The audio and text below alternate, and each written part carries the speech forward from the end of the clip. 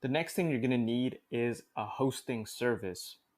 Now, you're going to need a hosting service because it allows you to store the data of the landing page and make the edits there so that when you do visit your website domain, you'll see it loaded up exactly how you edited.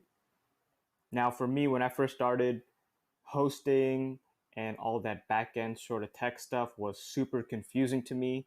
So, for me to simplify it for you, I would say it and recommend as follows. If you're just starting out, in my opinion, it's okay to use shared hosting, meaning you have a server that you and a few other customers may share. And in my opinion, from using Namecheap servers and their shared hosting packages in the beginning, is that you will still be able to handle thousands of website visitors a day. I remember when I first started, I was having, I think it must be like 7,000 visitors a day, and some days it might even spike to like 12,000 or etc. And nothing went wrong despite other gurus out there telling me I must get like a virtual private server or whatever. At that time when I was still starting out, I still had a smaller budget and shared hosting worked out fine for me. So I recommend if you're just a beginner, save your money for the more important stuff like ad spend.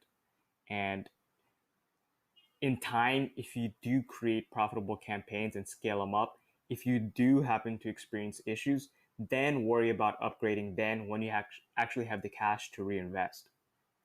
So with that said, like I mentioned in the previous lecture, I'll be using Namecheap hosting.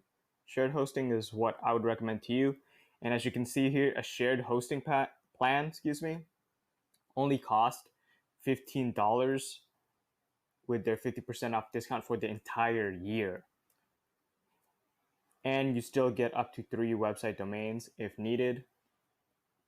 So that's just my recommendation. Again, be sure to check out the Namecheap coupons when doing a Google search or whatever search you use so that you could save some extra money. And when you do set this up, it'll ask you to connect a domain. So if you have a Namecheap domain, you could simply connect to that. And what will happen is you're going to get an email that gives you cPanel login. Now, what that does is going to give you your own login information for cPanel. And when you log into there, I still use shared hosting for my lesser traffic sites. So what will happen is you're going to be given login information that leads to a certain URL.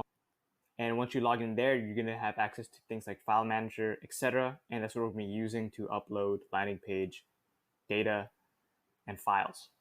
Now, if you experience any issues whatsoever during this setup, I would just recommend that you hit up their support because they're super responsive and helpful. And if I'm not mistaken, they're 24/7. They also do have a chat messaging platform, I think with a phone number available too as well. I'm not 100% sure. I just use the chat. But that's all I recommend for hosting. And I'll show you how to use the hosting when it goes to the lecture about landing page setup and so on. So just keep that in mind. Again, you can use whatever platform or hosting service you're more comfortable with. If you find a better deal out there, then feel free to use that. It's really up to you. I'm just using Namecheap because that's what I'm familiar with.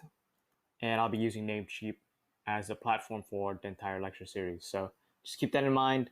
Other than that, the main point I want to get across in this video is that, in my opinion, you don't need to get the most expensive high-end tools yet, like a VPS server.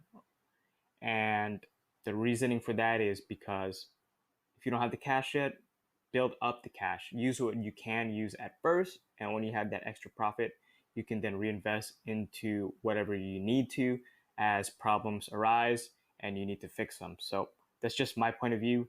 Hope that helps. This is Paulo Perdue, again from libertyblueprint.com. Take care, and I'll see you in the future lectures.